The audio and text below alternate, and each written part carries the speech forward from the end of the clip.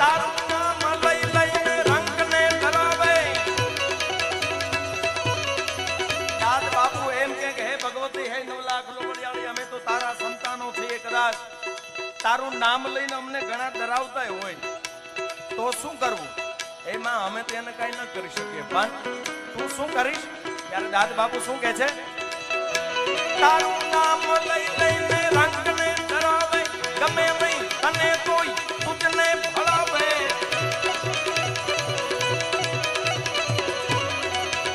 એ જે એને તારો ચલો હે દયાળી, નમો મંગલારું મોગલ મારી, નમો મંગલારું મોગલ મારી.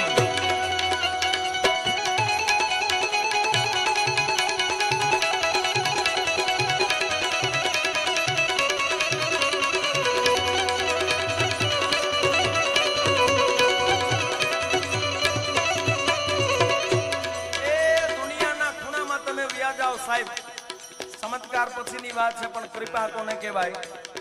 માં મારીને તમારી પર રાજી થાય તો શું કરી શકે?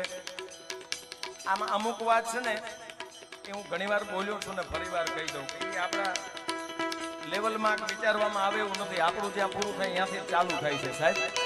ઈ માં માંગલ છે ભગુડાની શક્તિ. યાર તમે વિચાર કરો, અત્યારે આપણે બધી વ્યવસ્થાની સુવિધા કરી શકીએ, પણ પણ બોલાયું છે ને ફરીવાર અહીંયાથી દોહરાઈ દઉં.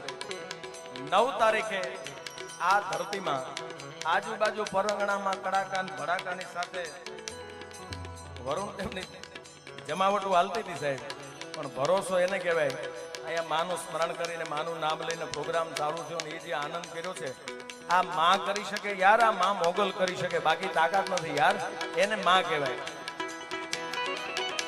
ભાઈ એક ઝડપથી સ્ટેજની પાછળ ગાડી પડી છે જેનો નંબર છે GJ1 RK 1846 નંબરની ગાડી છે. ઝડપથી ગાડી હટાવી લો મારા ભાઈ. જેની ગાડી હોય ઝડપથી હટાવી લેવા વિનંતી.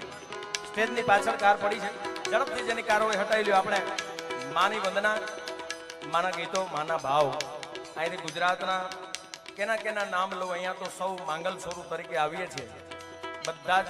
જેમ પૂજ્ય બાપુએ હમણાં જ કીધું કે માં મોગલના દર્શન કરો ને યાર, અંદરથી અજવાળા મળે છે, અંદરથી પ્રકાશ મળે છે. આ ઈ માના સાનિધ્યમાં કોઈ કલાકાર તરીકે નહીં પણ સૌ એક માના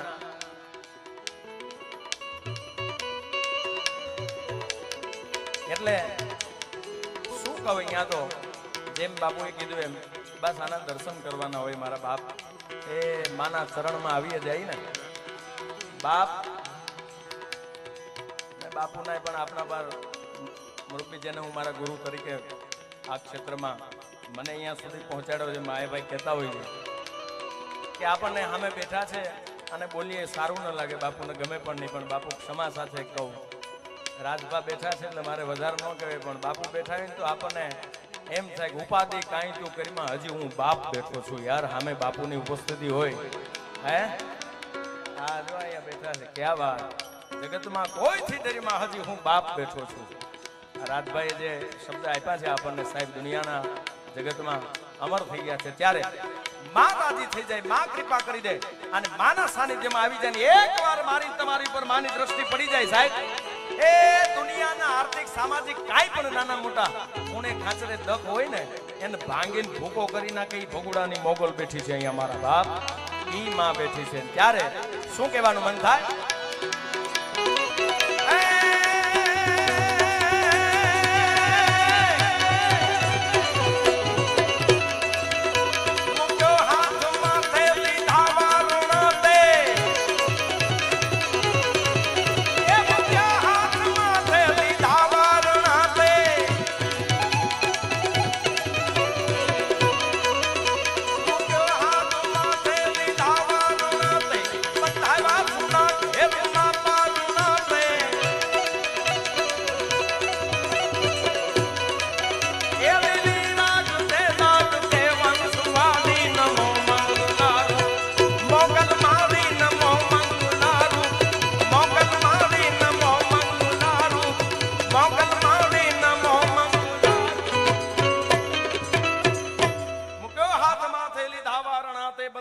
સુના ઘેરમાં પારણાત હે માં.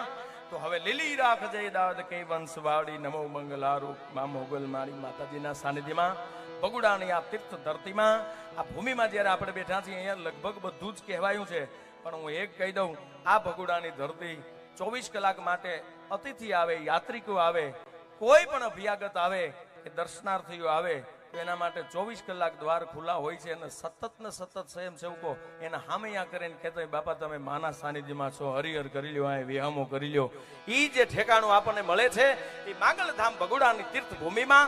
અહીંયા ગણપતિ વંદના એટલે સરસ રીતે દીપક બાબુએ શરૂઆત કરી છે અને આગળ માતાજીના ગુણગાન લઈ અને અમારા કલા જગતમાં આ બંને કલાકારો એવા સેતુ બાંધીને અમને અત્યારે જે એક પારિવારિક જે સ્નેહ ઊભો કર્યો છે, એમાં મુખ્ય જે ફાળો હોય તો હું એ બેયને અહીંયાથી લાખ વંદન કરું છું.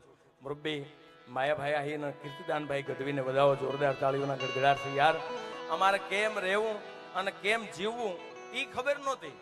બોલવાના તો થપ્પા પડ્યા હતા, પણ એ ક્યાં ઠેકાણે જવું, કારણ કે તકલીફ એ છે મીઠું બોલવા વાળો માણસ હોય ને એ મરચું વેચીને વયો આવે. જેની જીભાનમાં મીઠાશ હોય એ 2 કિલો મરચું બજારમાં હોય તો વેચીને વયો આવે, પણ કડવું બોલવા વાળાના મધ નથી વેચાતા. યાર કઈ જગ્યાએ ક્યાં વેચવું ને કેમ બોલવું ને એ અમને સ્નેહ શીખવાડ્યો છે. ત્યારે ભગુડા પ્રત્યે અતૂટ જેને શ્રદ્ધા છે અને મા મોગલની અસીમ જેના પર કૃપા છે એવા સુર સમ્રાટ કહું તો એમાં કોઈ વિશેષ વધારે પેલું નથી. મારી દ્રષ્ટિએ એવા અમારા દરેક નાના કલાકારોને ભાઈથી વિશેષ જેનો પ્રેમ મળે છે એવા મુરબ્બી શ્રી કીર્તિદાનભાઈ ગઢવીને વિનંતી કરું, આપની વચ્ચે રજૂ થાય. કીર્તિદાનભાઈ ગઢવીને જોરદાર તાળીઓના ગડગડાટથી વધાવો આવે. કીર્તિદાનભાઈ ગઢવી.